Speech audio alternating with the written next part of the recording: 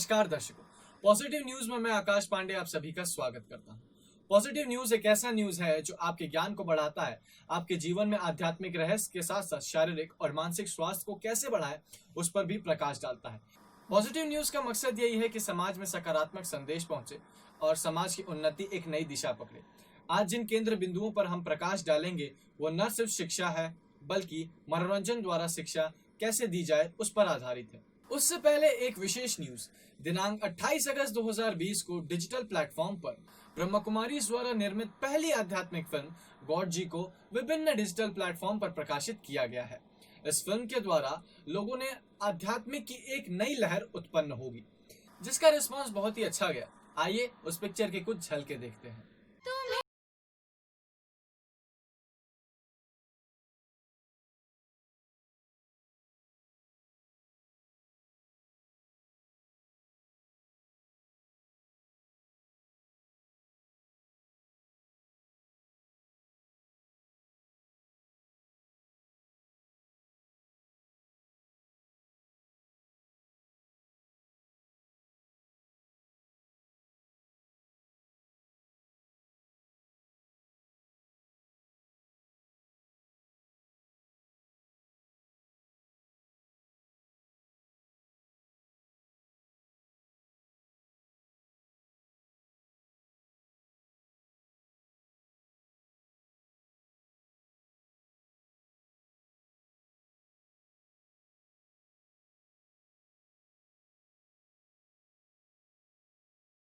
अपना दामन बचाने के लिए मेरे बेटे पर झूठा लांछन लगा रहे हैं। इसने जानबूझकर भगा दिया उसे।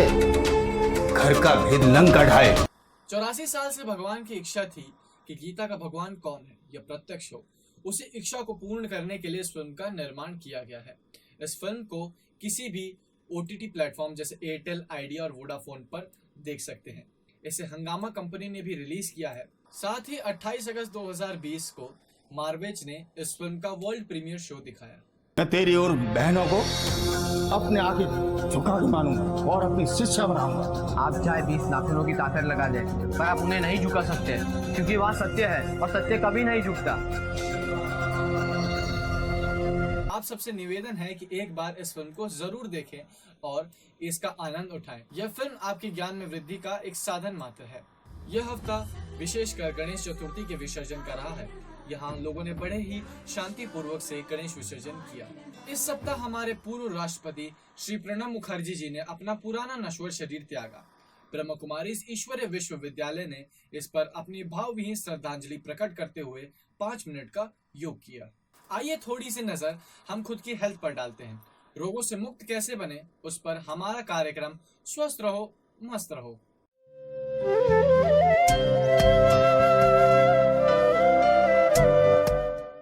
वंदे मातरम, ओम शांति। कुछ प्रश्न ऐसे आए हैं जो जलन के बारे में हैं। जिन लोगों को पेट में और यूरिन में जलन होती है, पैरों के तलों में जलन होती है, पूछा है कई लोगों ने कि इसके लिए घरघराऊ प्रयोग क्या करें। लिख लो, बहुत मज़ेदार है ये। अक्सर प्रयोग है, निश्चित रूप से परिणाम मिलेंगे। जिनको पेट में जलन होती है, यूरिन में जलन होती है, पेशाब में जिसको कहते हैं जलन, तलों में जलन होती है, पूरे शरीर में जलन होती है, उन लोगों ने 120 ग्राम से 150 ग्राम लौकी ले लेने की। लौकी जिसको दूधी कहते हैं, उसमें 10 से 15 ग्राम हरा धनिया डाल देना है और 15 ग्राम मिश्री डाल देनी है। पीले रंग की जो मिश्री आती है वो। डायबिटीज़ अगर है तो मिश्री का प्रयोग न करें। इसको मिक्सर में घुमा लो और 3 से 5 मिनट के अंदर जो रस निकले वो पी जाओ। पानी डाल के उसको थोड़ा डाइल्यूट कर देना। आधा रस आधा पानी इस प्रकार से पी लेना। सुबह शाम 2 टाइम पी लेना। निश्चित रूप से आपको तत्काल ही 1-2 ही दिन में जो पुरानी समस्या है उसमें आपको 1-2 दिन में राहत मिलना शुरू हो ही जाएगी और बहुत जल्दी ऐसा समय आएगा जब ये जलन आपकी समाप्त हो जाएगी। फिर से एक बार बोल देता हूँ, 100 से 120 ग्राम 150 ग्राम तक लौकी ले लो, 10 से 15 ग्राम हरा धनिया ले लो और पीले रंग की मिश्री ले लो। उसको मिक्सर में घुमा के उसमें थोड़ा पानी डाल के फिर बाद में छान के पी लेना और सुबह शाम दोनों टाइम पीना। भोजन के आधे घंटे पहले पीना। निश्चित रूप से आपको इसके परिणाम मिलेंगे। यूरिन की जलन आपकी बंद हो जाएगी, तलों की जलन बंद हो जाएगी, पूरे शरीर का दाह आपका समाप्त हो जाएगा। इसके लिए केवल ध्यान रखना, अदरक बंद कर देना, लहसुन बंद कर देना, सबूत मेथी दाना बंद कर देना, कोबीज बंद कर देना और दूध बंद कर देना। बस चमत्कारिक रूप से आपको फ़ायदे होंगे। कोरोना के संबंधित अगर कोई उबाल के पीने वाले रस ले रहे हो तो बंद कर देना। और सौंठ, लिंडी पीपर, मिर्च, काली मिर्च, इसको जो बोलते हैं वो थोड़े दिन के लिए बंद कर देना। मस्त रिजल्ट मिलेंगे। ये पूरा श्रेय मैं भगवान शिव के चरणों में अर्पित करना चाहता हूँ। अस्तु, वंदे मातरम। तो देखा दर्शकों, स्वस्थ रहना हमारी मुट्ठी में है। घर की छोटी छोटी चीजों को अगर हम उपयोग में लाएं तो उससे हमारा तन और मन दोनों ही स्वस्थ रहता है। वैसे तो पूरी दुनिया कोविड-19 से लड़ रही है, लेकिन आपके लिए एक खुशखबरी है। एंटोगट्वा पौंडीचेरी विश्वविद्यालय ने कोविड-19 का घरेलू उपचार खोज लिया है। कोविड-19 के घरेलू उपचार के बारे में यूनिवर्सिटी का कहना है कि 1 चम्मच काली मिर्च का चूर्ण, 2 चम्मच शहद, थोड़ा सा अदरक का रस लगातार 5 दिन तक सेवन करने से कोरोना में इजाद पाया जा सकता है। WHO ने इस पर एक बार में ही स्वीकृति दे दी। कोविड-19 के इस काल में हम सामाजिक, आर्थिक और धार्मिक रूप से पीड़ित हैं। बाकी सब प्रश्नों का उत्तर तो हमें मिल जाएगा, लेकिन अपने आप को मानसिक रूप से सशक्त कैसे करें? आइए देखते हैं कार्यक्रम क्या करें में आदरणीय सूरज भाई जी को।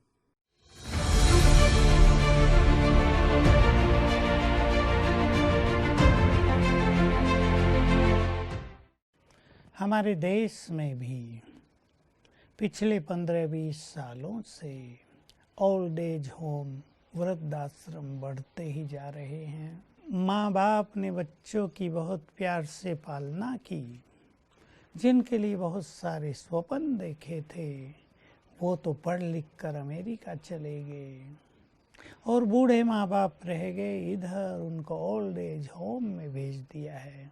पैसे हम भेजते रहेंगे, तुम यहाँ रहो। माँ बाप को अकेलापन भासता है। माँ बाप को बच्चों की याद आती है, क्योंकि मनुष्य का प्यार और मोह ये जब तृप्त नहीं होता तो डिप्रेशन होने लगता है। तो ये स्थिति हमारे देश में पिछले 10 साल से ही बहुत भयावह रूप में बढ़ती जा रही है। कोई अपने बुजुर्ग माँ बाप को संभालता नहीं, संभालना नहीं चाहता। वो सोचते हैं हमारे अपने परिवार हैं, हम इन्हें देखें या बूढ़ों को देखें। मैं एक सिद्धांत की बात बता देता हूँ, कर्मों की एक गुह्य गति समझा देता हूँ। जो व्यवहार आप अपने बड़ों से कर रहे हैं वही व्यवहार आपके बच्चे भी आपसे करेंगे। इसलिए ठीक है, आपको अपना कैरियर बनाने की चिंता है, आपका अपना एक स्वतंत्र जीवन है, लेकिन जिन माँ बाप ने आपको जन्म दिया और योग्य बनाया है उनके प्रति भी आपका कुछ कर्तव्य है। हाँ, ये भी माना जाएगा कि माँ बाप ने भी अपने बच्चों को उस तरह के संस्कार नहीं दिए हैं। गलती दोनों ओर से हो गई है। अब अगर आप बुजुर्ग हैं और आपको ओल्ड एज होम में छोड़ ही दिया गया है तो आप इस जीवन को स्वीकार करके ये सीख लो कि आपको ऐसे ही रहकर जीवन को एंजॉय कैसे करना है। तब आप अपने बच्चों से स्वीट संबंध भी स्थापित रख सकोगे। वो भी आपको प्यार की नज़र से देखेंगे। यदि फ़ोन पर भी आप उनसे जली कटी बातें करेंगे तो दूरी हो जाएगी और ये दूरी अच्छी नहीं होगी। इसलिए जो कुछ हो रहा है उसे स्वीकार करके अपने प्यार को चाहो तो परमात्म प्यार की तरफ डाइवर्ट कर दो। भगवान भी आपका पिता है, वो भी आपकी बहुत केयर करेगा। उससे प्यार करो, वो आपको 100 गुना प्यार देगा और आप अपने जीवन में बहुत ही तृप्त रहोगे, संतुष्ट रहोगे। बार बार ये ना सोचना कि हमने अपने बच्चों के लिए इतना इतना किया, बच्चों ने हमारे लिए क्या किया। नो, आपने जो अपने बच्चों के लिए किया वो आपकी फ़र्ज अदाई थी, वह आपका पुनीत कर्तव्य था। आपने अपना कर्तव्य पूर्ण किया। अब बच्चों पर है वो अपना कर्तव्य पूर्ण करते हैं या नहीं। आप इस बात से संतुष्ट रहें कि हमने अपना काम बहुत अच्छी तरह किया। अब हम भगवान की याद में इस अंतिम यात्रा को सुखपूर्वक व्यतीत करेंगे। तो दर्शकों, क्या करें अपने मन को सशक्त रखने के लिए? आपने अपनी समस्याओं का समाधान तो पा ही लिया होगा। आइए इस बार कल की बात में हम बात करेंगे कि शिक्षक दिवस। कल 5 सितंबर 2020 को हमारे देश में शिक्षक दिवस बड़ी ही धूमधाम से मनाया गया, जिसमें विद्यार्थियों ने अपने शिक्षकों का सम्मान किया, जिन्होंने उनके जीवन को एक नया मार्गदर्शन दिया और एक नई दिशा दिखाई।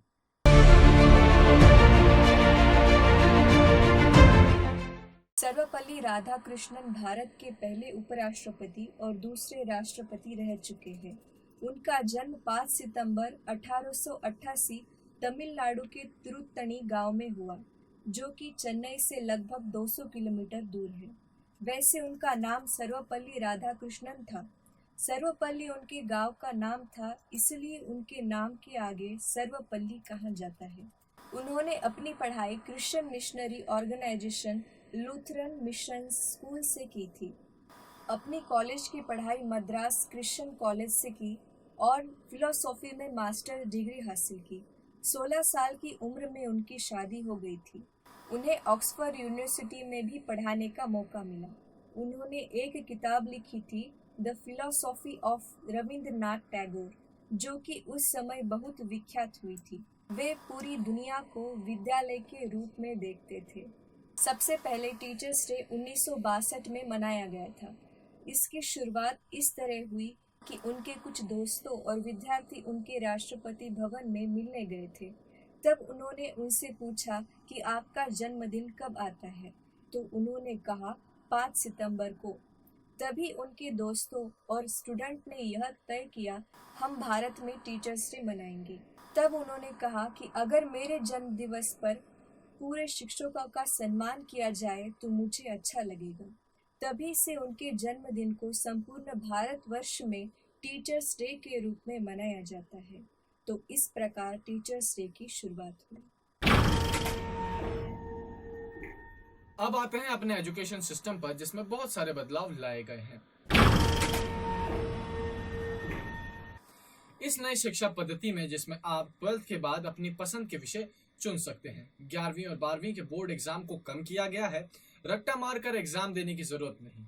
इसमें काफी सारे बदलाव लाए गए हैं, जैसे कि पहले की शिक्षा प्रणाली में साइंस, आर्ट्स, कॉमर्स या स्ट्रीम का चुनाव होता था, लेकिन अब अगर आपका इंटरेस्ट फिलोसफी या इकोनॉमिक्स में है, अपनी मर्जी का विषय चुन सकते हैं। इसमें आपके ऊपर कोई भी सब्जेक्ट जबरदस्ती नहीं थोपा जाएगा। अगर आप फिजिक्स की पढ़ाई कर रहे हैं लेकिन आपको उसमें इंटरेस्ट नहीं है, तो आप सब्जेक्ट को बदल सकते हैं। जिस सब्जेक्ट की आपने 1 साल पढ़ाई की है, उस सब्जेक्ट का आपको 1 साल का सर्टिफिकेट मिलेगा। दूसरे साल पर डिप्लोमा, तीसरे साल पर बैचलर डिग्री और चौथे साल पर बैचलर रिसर्च डिग्री मिलेगी। एमए और एमएससी के विषय 1 साल के ही होंगे। जहां आज की तारीख तक हमारी पढ़ाई लिखाई पर जीडीपी 2.7% खर्च होता था, वहीं अब 6% जीडीपी खर्च होगा। और क्या है 2 सरकार के बदलाव, आइए जानते हैं अगले एपिसोड में। अब आइए उस सफर की ओर चलते हैं जिसका आपको और मुझे हमेशा इंतजार रहता है। कहानी से सीखो। आइए सुनते हैं एक नई कहानी जो हमारी जीवन को एक नई दिशा बताएगी। चलो देखते हैं प्रभा बहन जी आज हमारे सामने कौन सी नई कहानी लेकर आई हैं।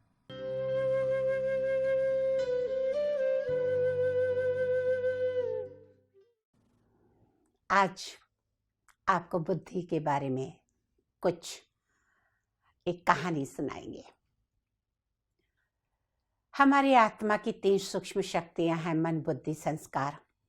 मन पे तो सुनाया, आगे भी सुनाएंगे, लेकिन आज बुद्धि के ऊपर सुना रहे हैं। बुद्धि हमारा निर्णय करने का एक सूक्ष्म शक्ति है। जैसे कि तराजू में कोई चीज तौली जाए और बीच का कांटा अगर सीधा रहे, हिले ना, तो वजन बराबर होता है। उसी तरह हमारी बुद्धि अगर स्थिर रहे तो हम जो भी निर्णय लेते हैं, कार्य करते हैं, उसमें हमें सफलता मिलती है। बुद्धि लेकिन आज हमारी सही काम नहीं कर रही। क्यों काम नहीं कर रही? कभी कारण पे विचार किया? क्योंकि हम सारे दिन जो इन्फॉर्मेशन अंदर डालते हैं वही इन्फॉर्मेशन हमारे अंदर सारे दिन प्रोसेस होती है और आउटपुट वही निकलता है। शाम को हम थके हारे होते हैं, कहते हैं मन काम नहीं कर रहा है, बुद्धि काम नहीं कर रही, पता नहीं थकान सी लग रही है। क्यों? क्योंकि हम बुद्धि को इतना ज़्यादा व्यर्थ चारा खिला देते हैं कि बुद्धि काम नहीं करती। एक राजा ने अपने राज्य में अनाउंसमेंट की कि कोई ऐसी बकरी को लेकर आए जिसके सामने हरी घास डाले और वो बकरी घास ना खाए, तो ऐसी व्यक्ति को मैं अपना आधा राज्य दे दूंगा। अब हर इंसान को कुर्सी प्यारी होती है, राज्य किसको प्यारा नहीं होगा। हर किसी ने सुना, जिसके पास बकरी थी, कई तरीके से बकरी को बहुत खिलाते, पेट भर के और ले जाते, लेकिन जैसे ही महल में बकरी पहुंचती, उसके सामने घास डालते, बकरी फिर चरने लगते, फेल हो जाते। कई तरीके के तरीके अपनाए, कई लोग आए, लेकिन बकरी कोई भी ऐसी नहीं निकली जो हरी घास देकर चारे में मुंह ना लगाए। कई लोग निराश हो गए। एक बहुत बुद्धिमान व्यक्ति था, पढ़ा लिखा तो ज्यादा नहीं था, उसके पास भी बकरी थी। वो अपनी बकरी एक सुनसान जगह में ले गया, बकरी के सामने घास डाली, बकरी खाने लगी। जैसे ही बकरी खाने लगी, उसने बहुत जोर से बकरी को कोड़ा मारा, इतनी जोर से कोड़ा पड़ा कि बकरी ने ऐसे देखी, मालिक ने हंटर दिखाया। 1 घंटे के बाद दूसरी बार उस व्यक्ति ने बकरी के सामने वही घास डाली। जैसे ही बकरी मुंह लगाई, दूसरा जोर से 2 हंटर पड़ा, इतनी जोर से पड़ा, बकरी ने फिर ऊपर देखा, मालिक ने हंटर दिखाया। 2 घंटे के बाद मालिक ने फिर बकरी के सामने वही चारा डाला, वही घास डाली, बकरी ने फिर मुंह लगाया और 3 हंटर जोर से पड़े। अब बकरी ने फिर देखा और अब इतनी जोर की 3-4 बार हंटर पड़ चुकी थी। चौथी बार उस व्यक्ति ने घास डाला, बकरी ने घास में मुंह नहीं लगाया, ऊपर देखा मालिक हंटर लेके खड़ा है, बकरी ने चारे में मुंह नहीं लगाया। उसी वक्त वो व्यक्ति अपनी बकरी को राजा के पास ले गया। महाराज, मेरे पास ऐसी बकरी है, उसके सामने कोई भी घास डाले वो मुंह नहीं लगाएगी, वो नहीं चारा चरेगी। वही किया गया, बकरी के सामने चारा डाला गया और जैसे ही चारा डाला, बकरी चरने जाने ही वाली थी कि लेकिन उसे याद आए वो हंटर, और उसने ऐसे देखा मालिक तो हंटर लेके खड़ा था और बकरी ने घास से मुंह हटा लिया और घास नहीं चरा। उस व्यक्ति को राजा ने आधा राज्य दे दिया। ये बकरी कौन है? ये बकरी हमारी बुद्धि है। जहां व्यर्थ की बातें, नेगेटिव बातें, चटपटी बातें, किसी की बुराई की बातें सुनती है, वहीं पे चारा चरने लगती है। और ये व्यर्थ की बातें ही हमारे जीवन रूपी सफलता का राज प्राप्त करने के लिए कहीं ना कहीं हमारी मुश्किल का एक कारण बन जाती है। जब कभी आपकी बुद्धि रूपी बकरी ये घास चरने लगे, उसे ज्ञान रूपी कोड़ा मारिए। ये जन्म मनुष्य जन्म सर्वश्रेष्ठ जन्म है। ये व्यर्थ की बातों के लिए हमें जन्म नहीं मिला है।